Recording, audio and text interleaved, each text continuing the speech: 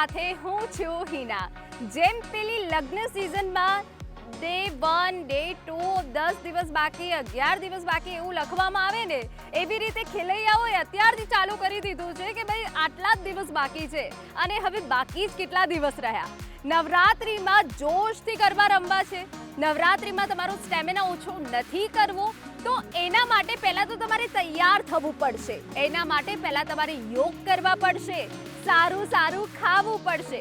ત્યારે આજનો episode trendy નવરાત્રિમાં એટલે ખાસ છે કેમ કે તમારા માટે છે સુપર ડુપર યોગ અને આખરે તમારે શું ખાવું જોઈએ તેની વાત. મારી સાથે છે અનેરી સોની કે જેઓ છે ડાયટિશિયન પ્લસ યોગ ટીચર. તમારું સ્વાગત છે. Thank you. તો અનેરી પહેલાં તો એ પૂછવું છે કે અમારા ખેલૈયાઓ આખરે તૈયાર કેવી રીતે થાય નવરાત્રિ પહેલાં?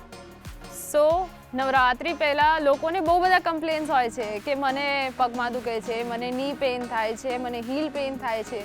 તો લોકોને બહુ તકલીફ પડે છે ગરબા ગાવા માટે. જોવે તો છે, વિચારે તો છે, પણ કરી નથી શકતા. તો હું થોડા ઘણા તમને વોર્મઅપ બતાવું છું જેથી તમે આરામથી ગરબા કરી શકો.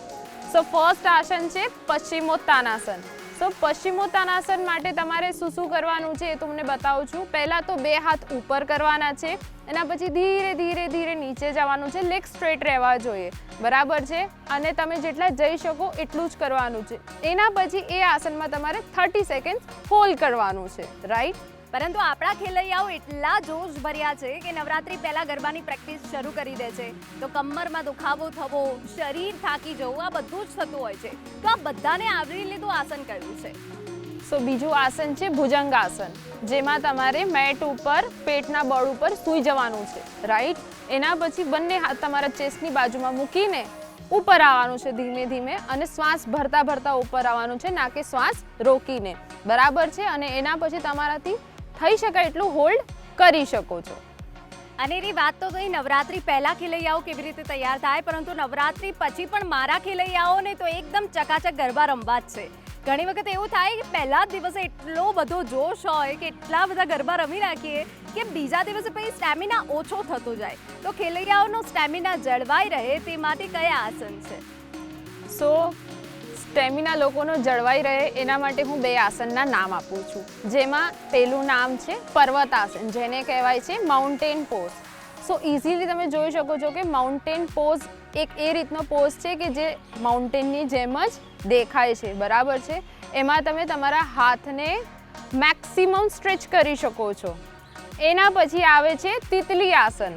સો તિતલી આસન જેટલું થઈ શકે એટલું કરી શકો છો, પ્લસ તમે બેક પર વોલનો સપોર્ટ લઈને પણ કરી શકો છો. અત્યારે હું તમને વિધાઉટ વોલ દેખાડી રહી છું, બરાબર છે.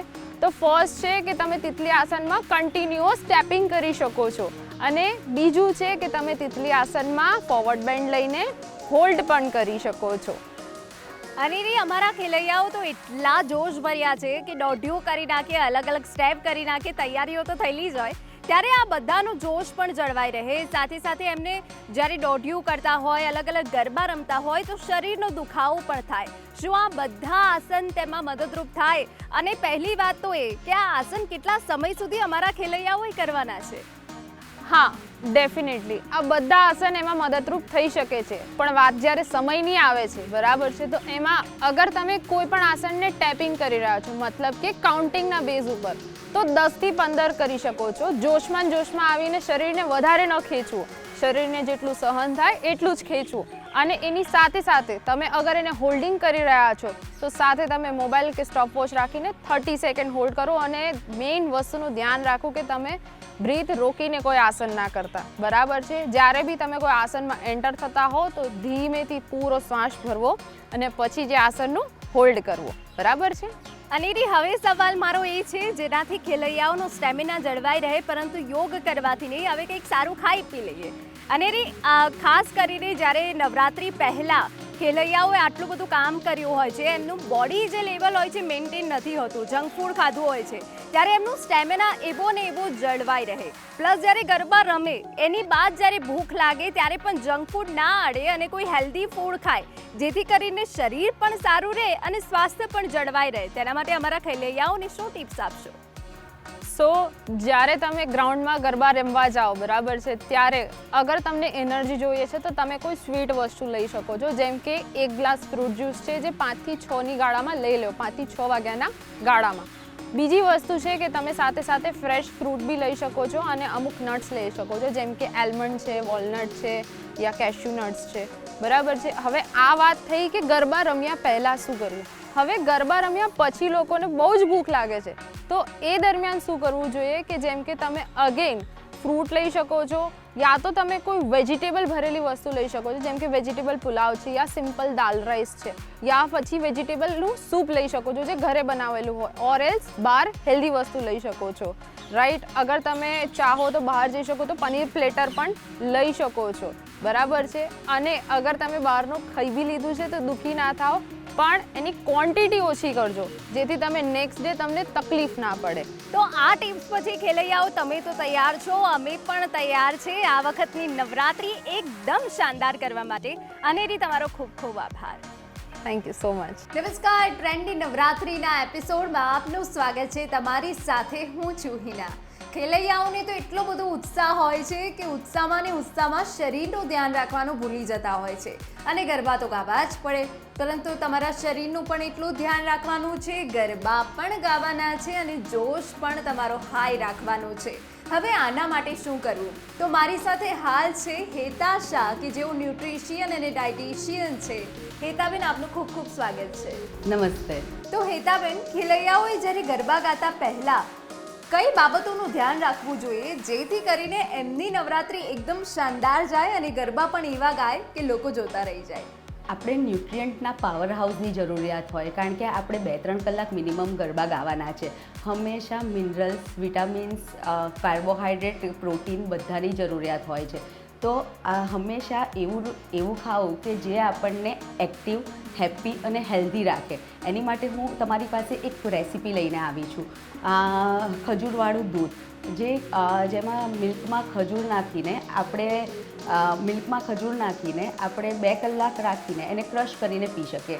જેમાં ચિયા સીડ નાખવાથી આપણને બહુ જ સરસ ન્યુટ્રિયન્ટ અને પાવર પેક એક બહુ જ સારી રેસીપી મળી શકે છે. એમાં આયરન છે, કેલ્શિયમ છે અને મેગ્નેશિયમ છે અને બહુ જ સારા ન્યુટ્રિયન્ટ બેઝ ઘટકો છે. એમાં આપણને બહુ જ સારું એન્ટીઓક્સિડન્ટ મળે છે જે ઇમ્યુનિટી બૂસ્ટર છે. હંમેશા આ માઇન્ડને બી બૂસ્ટ કરે છે અને બહુ જ લાંબા સમય સુધી આપણને એનર્જેટિક રાખે છે. ચિયા સીડ જે આપણને ફૂલફિલ રાખે છે અને ગમે તે ખાવાની ઈચ્છા નથી થતી અને 2-3 કલાક સુધી સ્ટમકને ફૂલ રાખવામાં મદદ કરે છે. હેતાબેન, આ તો વાત થઈ કે ગરબા પહેલા શું ધ્યાન રાખવું, પરંતુ હવે પૂછવું છે કે ગરબા ગાયા પછી થાક એટલો બધો લાગે કે આપણા ખેલૈયાઓ જે છે જંક ફૂડ તરફ વળી જાય. પાવભાજી ખાઈ લીધી, ઢોસા ખાઈ લીધા, પણ આવું ન કરે અને ગરબા ગાયા પછી કઈ બાબતોનું ધ્યાન રાખે અને કયું ફૂડ ખાય જે સારું હોય? ગરબા ગાયા પછી બોડીને જરૂરિયાત ન્યુટ્રિયન્ટ પ્લસ પ્રોટીનની હોય છે અને સારી ફેટની હોય છે. તો એની માટે એક સારી રેસીપી લઈને આવીશું. આ છે મખાના, આ છે પીનટ. તમે મખાનામાં થોડીક રોસ્ટેડ પીનટ નાખીને તમે એમાં જસ્ટ જુદા જુદા કલર્સના તમે વેજીટેબલ્સ નાખીને એમાં મસાલો નાખીને ખાલી લીંબુ નાખીને મખાના પીનટ ભેળ કરીને ખાઈ શકો છો. એ બહુ જ ઓછી કેલરીમાં હોય છે અને બહુ જ સારું બોડીને ફૂલફિલ રાખે છે. એમાં ન્યુટ્રિયન્ટ બધા જ મળી રહે છે, તમને થાક બોડીમાં રહેતો નથી, શાંતિથી ઊંઘ પણ આવે છે અને બીજા દિવસે ઉઠો ત્યારે એકદમ ફ્રેશ રાખે છે. હેતાબેન, આ તો વાત થઈ નવરાત્રિની, પરંતુ આપણા જે દર્શકો છે જે આ એપિસોડ જોઈ રહ્યા છે એમને રોજ હવે પોતાની દિનચર્યામાં કંઈક હેલ્ધી વસ્તુ ઉમેરવી હોય, હેલ્ધી રહેવું હોય તો શું કરવું? આપણું ગુજરાતી ફૂડ એટલે દાળ, ભાત, શાક, રોટલી જે સૌથી બેસ્ટ અને કમ્પ્લીટ મીલ કહેવાય, જે હંમેશા બોડીને જરૂરી ઘટકો પૂરા પાડે છે. દાળ, ભાત, શાક, રોટલી, છાશ, સલાડ અને દિવસમાં 1 થી 2 વાર ફ્રૂટ ખાઓ. આટલું બી કરો એ બોડીને કમ્પ્લીટ મીલ પૂરું પાડે છે, બધા ન્યુટ્રિયન્ટ આપે છે અને પોસિબલ હોય ત્યાં સુધી સિઝનલ વસ્તુઓ વધારે લેવી જોઈએ. હેતાબેન, આપણા પૂર્વજો એવું કહે છે કે ઘી ખાવું જોઈએ, દૂધ ખાવું જોઈએ, પણ આજની જે યંગ જનરેશન છે એ ડાયટ કરે છે ને ડાયટમાં એનું પ્રમાણ નથી રાખતા, ફેટ વધી જવાનો ડર હોય છે. તો અમારા દર્શક મિત્રોને સાચું માર્ગદર્શન આપો કે આખરે જો બોડીમાં હવે ફેટનું લેવલ બનાવીને રાખવું હોય તો કયું ફૂડ ખાવું જોઈએ? બોડીમાં હંમેશા વિઝિબલ ફેટ અને ઇનવિઝિબલ ફેટ એવા બે પ્રકારની ફેટ હોય છે. વિઝિબલ ફેટ જે ઘી અને ઓઇલ બંનેમાંથી મળે છે અને એને 6 ટીસ્પૂનથી વધારે બોડીને જરૂરિયાત હોતી નથી. ઇનવિઝિબલ ફેટ જે આપણને નટ્સ, સીડ્સ અને પીનટ એ બધામાંથી મળે છે, જે આપણે રૂટીનમાં ખાતા જ હોય છે, જે બોડીને એમાંથી ફેટ ઓમેગા 3 અને ઓમેગા 6 કરીને મળી રહે છે. હેતાબેન, જે લોકો ડાયટ કરે છે પ્લસ જે લોકો ડાયાબિટીક છે તેઓ માટે તો તમે આ ફૂડ હમણાં જ બતાવ્યા, પરંતુ જે તમે મિલ્કશેક બતાવ્યો છે એ કેટલો ફાયદાકારક છે અને હજુ એ લોકોએ શું ધ્યાન રાખવાનું છે? ઓકે, જે પેશન્ટ ડાયાબિટીસ છે એની માટે તો આ સૌથી સારું ફૂડ છે. એકચ્યુઅલી આ બધું લો ગ્લાયસેમિક ઇન્ડેક્સવાળું ફૂડ છે. એકેમાં શુગર આવતી નથી અને આ બધી જે છે એ નેચરલ શુગર છે, જે ડાયાબિટીક પેશન્ટને બી ચાલે અને નોર્મલ પેશન્ટને બી ચાલે અને બધાને આ એનર્જી બૂસ્ટર તરીકે કામ કરે છે. હેતાબેન, આજની જે યંગ જનરેશન છે એ પ્રોટીન પાવડર અને પ્રોટીન શેક ખૂબ પીવે છે જેથી કરીને એમનું શરીર સારું રહે, પણ જ્યારે આ બધા મખાના છે, નટ્સ છે, પીનટ્સ છે, એ બધું જો એ લોકો ખાતા હોય તો પછી પ્રોટીન શેક કે પછી પ્રોટીન પાવડરની જરૂર છે ખરી? ના, ભગવાને અને નેચરે આપણને ઘણું બધું પ્રોટીન આપેલું છે, જેમાં સીડ્સ છે, નટ્સ છે, મખાના છે, ખજૂર છે અને બહુ જ ચણા છે, મગ છે, બધા કઠોળ છે, દાળો છે. તો પછી એક્સ્ટ્રા પ્રોટીનની જરૂરિયાત હોતી નથી. બોડીને હંમેશા 1 ગ્રામ પ્રોટીનની જરૂરિયાત હોય છે પર આઈડિયલ બોડી વેટ. એના કરતાં વધારે બોડીને જરૂરિયાત હોતી નથી. ઓકે, તો હેતાબેન, અમારા દર્શક મિત્રો માટે આજે તમે એટલું સરસ માર્ગદર્શન આપ્યું છે કે ખેલૈયાઓ તો અત્યારથી તૈયાર થઈ ગયા હશે કે આખરે અમારે કેવું ડાયટ ચાર્ટ લઈને ચાલવાનું છે. હેતાબેન, તમારો ખૂબ ખૂબ આભાર. Thank you. તો ફરી એક વખત ટ્રેન્ડી નવરાત્રિના એપિસોડમાં મળીશું અને કંઈક નવું જાણીશું.